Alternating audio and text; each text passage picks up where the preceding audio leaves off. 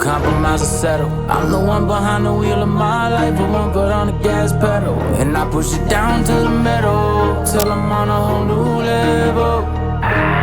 For personal growth, marketing, branding, and spirituality will help you turn your dreams to reality. Whatever goals you got in mind will help you reach them uncompromised. Cause we are the Uncompromised Podcast with your host, Adam Wells. So let's start the show.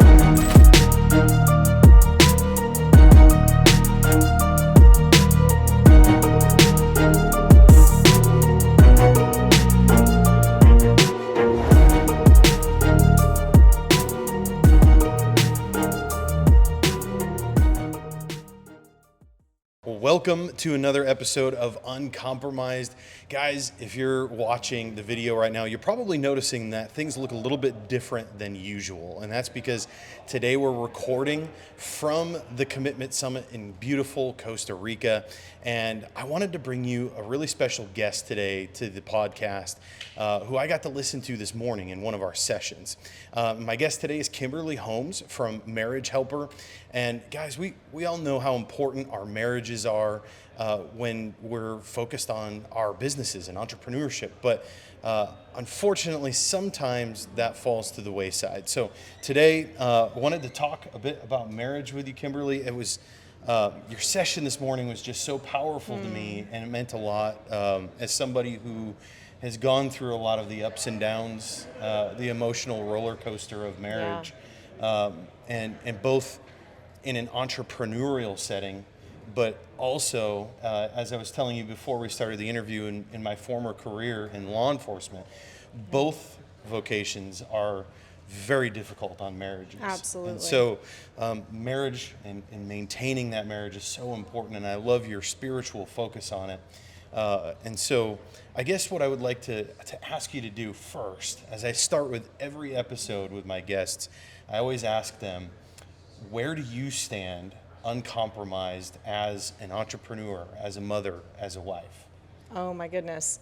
I wasn't expecting that to be your first question.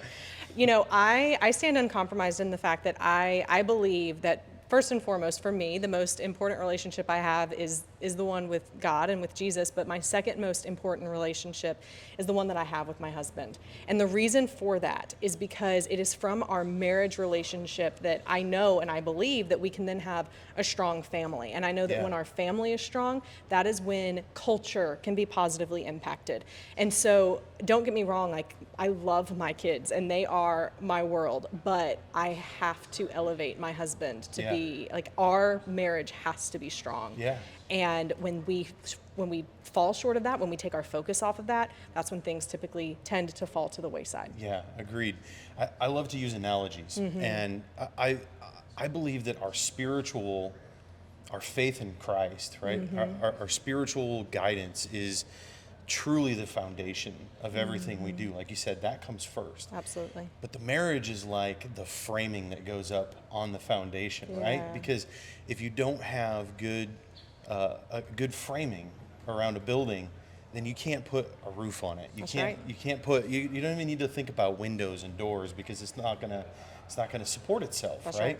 So as business professionals and entrepreneurs, if we don't have that strong relationship, then it can't support anything else. That's right? And that mutual support we give each other as a spouse impacts every other area of our life. And I truly believe my wife is a big part of my success. Yeah.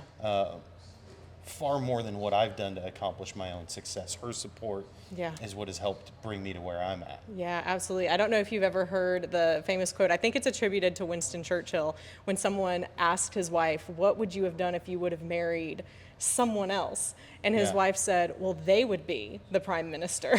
You know, and it was that thought of exactly. Like, I'm part of this too. We're in this together. Yeah. And me supporting you as the wife, you supporting me as the husband, like that's what makes the whole thing work. It's a compounding. Oh, absolutely. Effect. Absolutely. It's the compounding effect. And like you heard me say this morning, there's this scientific theory called chaos theory. And I've heard it applied to relationships a lot in my space, in the relationship research world, where it talks about how if a system is stable, it can handle more outside chaos thrown at it. It will continue to stay stable. But if the system is unstable, then it can't handle as much external chaos. And so for business owners, entrepreneurs, chaos is always being thrown our way. And if things are unstable in our marriage, unstable at home, then we cannot effectively run our businesses or handle the chaos thrown out at us because it's too much. We need that strong system, like you called it, the framing. We need that strong framing to be able to handle the winds that are going to come towards. Yeah, otherwise you're weakened, and other forces can come in and penetrate that. Absolutely. Yeah, absolutely. You shared with us this morning, which I thought was really profound, what you call the love path. And there's 4 parts to that love path. Would you mind sharing those with my audience? Yeah, absolutely. So most people don't know that there's a process to falling in love, but there is. And if you follow the process, then you can fall in love. But if you stop following the process, then you can fall out of love even if you don't mean to. And there's 4 steps to this process. We call it the love path. And the first step is attraction. And the stage of attraction is really all about 4 different areas of attraction. Most people tend to think of physical. And while physical is important, it's actually not the most important part of attraction. But physical is part of it. And physical is all about, do I look the best and feel the best that I can for my age and situation in life? And then there's intellectual attraction, which is about, do we have enough in common and enough shared interests that we can talk about life together, that we share common language and enjoy talking to each other. And then there's emotional attraction, which is all about evoking positive emotions within someone else that they enjoy feeling. Yeah. And this one is actually the most crucial aspect of all of the 4 to attraction, because if I'm in a relationship with someone that I don't enjoy the way that I feel when I'm around them, I'm not going to stay in that relationship or not want to stay in that relationship for very long at all. And then there's spiritual attraction, which is about sharing the same set of beliefs and values, or being with someone who you perceive to even be better at those beliefs and values than you. So someone you want to aspire to be more like. And so that's the first step of the love path. And attraction is what leads us to want to move closer to someone. And then that leads us to the second step, which is acceptance. And acceptance is all about caring and showing the other person that you care and accept them, even if you don't agree with what they're doing or with what they've done in the past.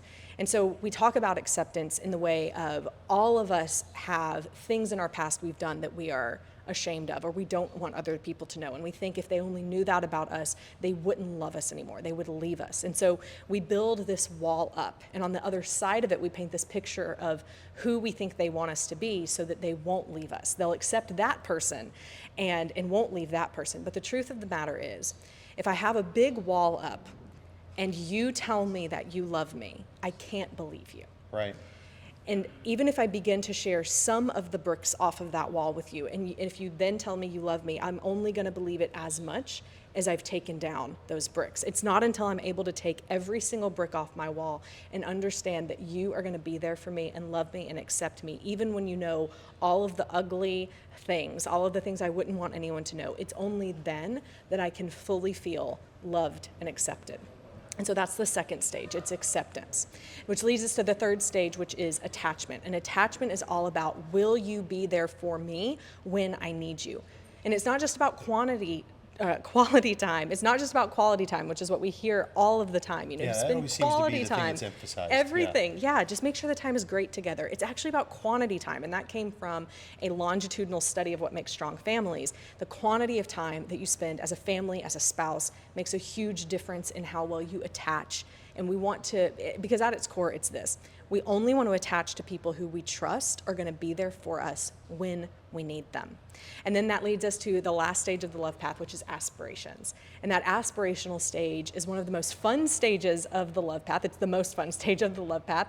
And it can really take a marriage, a relationship to levels it's never been before, because it's all about creating a shared meaning and a shared vision for your marriage, which most people don't have. No, and actually that was one of the most profound things that you shared today, that I wrote down and I circled and I underlined and I highlighted it in my notes, was this idea, just like we do as entrepreneurs and business owners, where we create a vision for our business, right? And we say, this is where I want to go this year, right? This is what I want to accomplish in the next 12 months.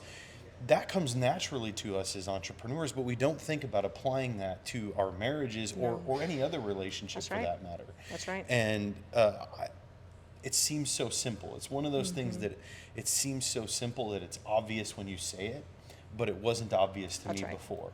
And so I actually have this sense of excitement about this idea of creating a vision plan for my marriage, with my wife.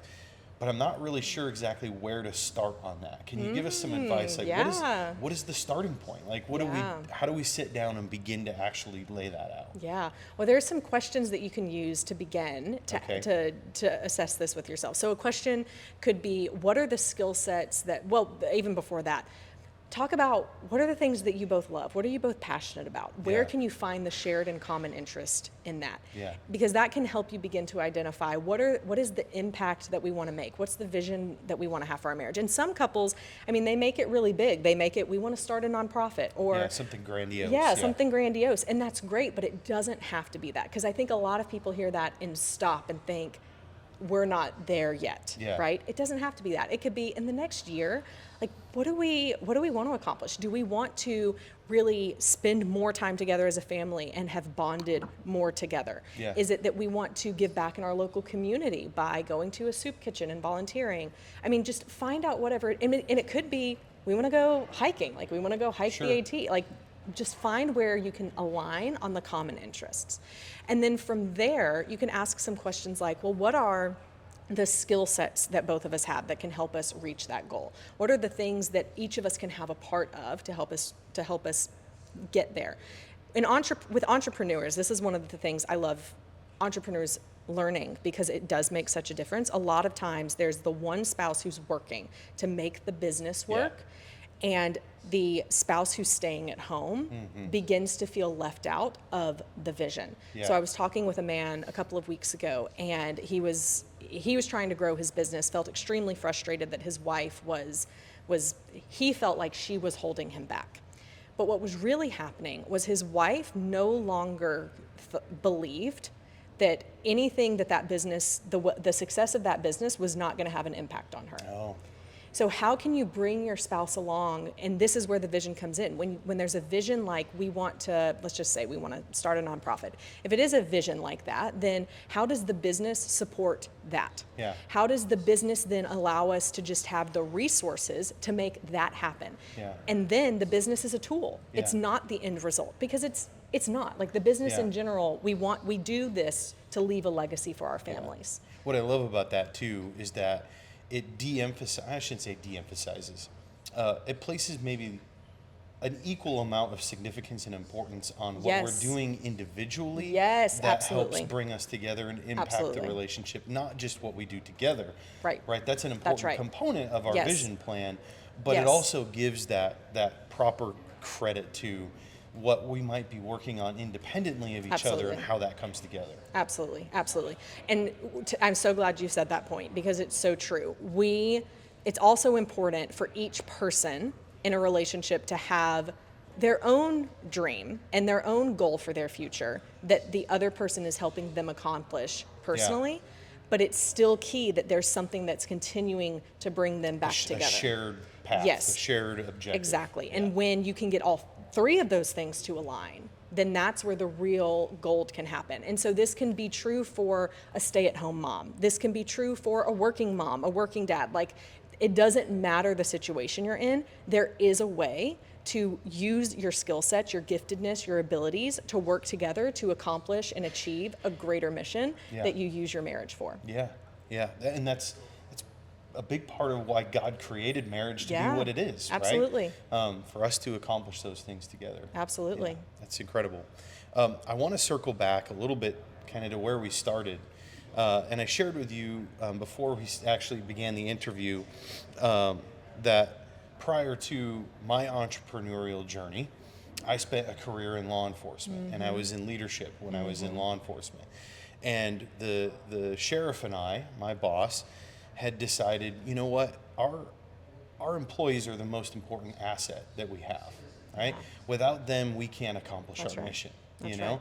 And we started looking around and trying to determine, like, what is it that really impacts how they perform when they're on the job, that we can help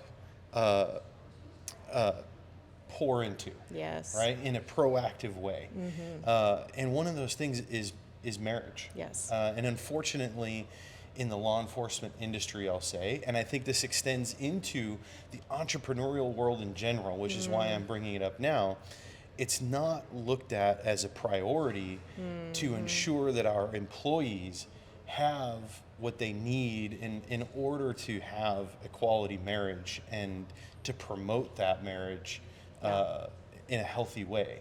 And so, you know, I shared with you, we used to bring in a professional similar to yourself that would put on workshops. You know, we'd come in and we'd have everybody together, our officers along with their spouses. We'd do some training together, and then they would split off and we'd have a spouses session at night. And it was awesome, and the feedback we got from that was profound. And you shared a little bit on stage this morning, your vision for seeing that sort of thing to be more common as well. Absolutely. So for those that are listening that are business owners themselves and maybe haven't thought of this as being a key component of employee health and wellness in their own organization, what are some steps that they can take in order to start promoting marital health within their organization? Yeah, it's a great question. And unfortunately, I believe we still live in a world where I think it's getting better, but getting any kind of help is sometimes seen as like, oh, well, then we must not have a good marriage. Yeah, it must be weak, right? Right, you know. And so there can still be a stigma when you host a marriage event or something. People are like, should we go, should we not? But doing it and offering it, and especially when you position it as, this is something we're doing because we care about you, we care about your family. And then finding a way to do it. So doing it, and I love what they did, and I think that's such a perfect example of just it doesn't even have to be this huge event. It can be, hey, we're gonna do, if you're a virtual team, hey, we're gonna do a Zoom, we're gonna bring someone on to teach on a specific part of communication in marriage. Like bring your spouse on, we'll send you a $25, you know, DoorDash gift card. Just do something to make it fun, to make it engaging. And here's what's gonna happen. The team, just like you said, it was profound for those law enforcement officers.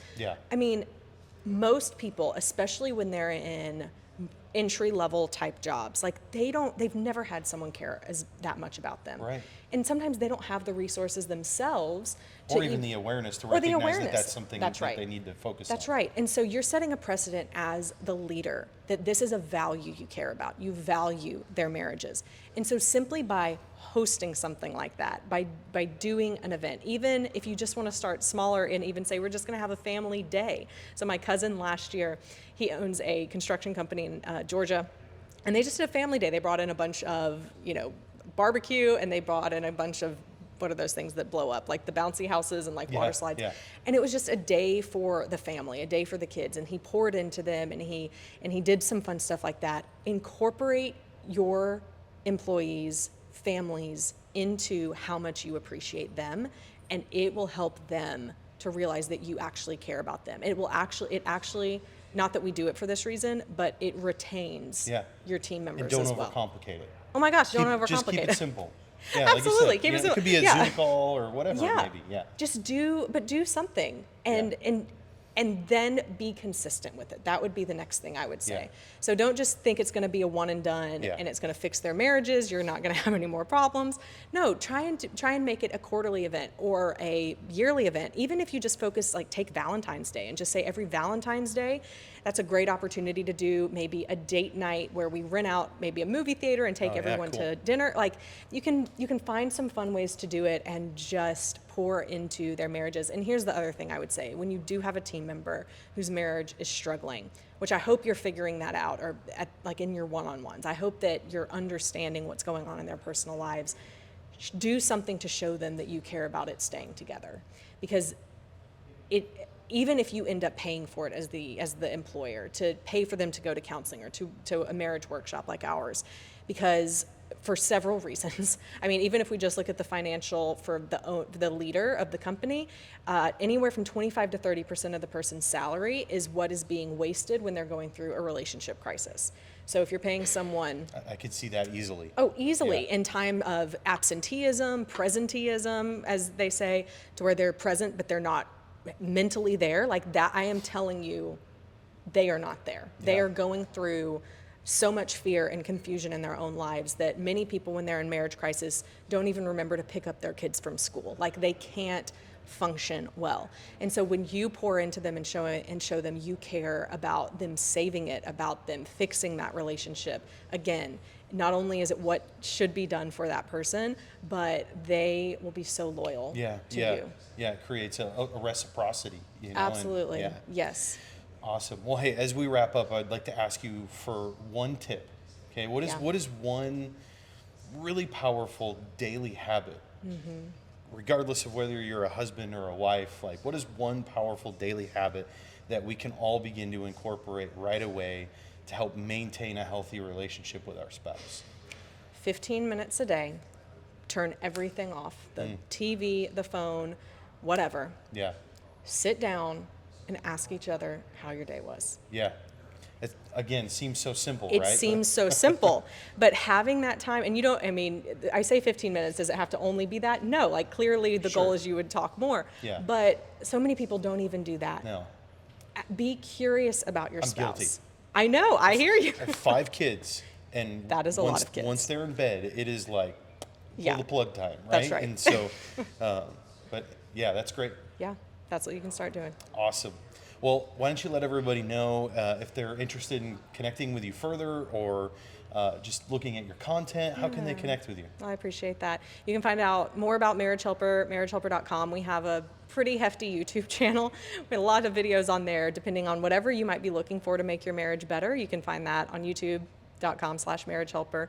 And then Instagram, you know, all the things at Marriage Helper, personally, Kimberly Beam Holmes. But the bottom line of it is we're committed, going back to your first question, the uncompromising belief we have at Marriage Helper is that nothing is unrecoverable, and that marriage matters, and that every marriage can be saved. And if you're in a spot where we can help you, we are committed to doing so. Awesome. Well, thank you so much for being on the show. Thank you so much it for was a having pleasure me. to have you. Yeah, you're great. It's fantastic. I love talking to you. Awesome. And everybody, thanks again for tuning in. We'll put all the links that Kimberly mentioned so you can connect with her in the show notes. And until next time, as always, be uncompromised.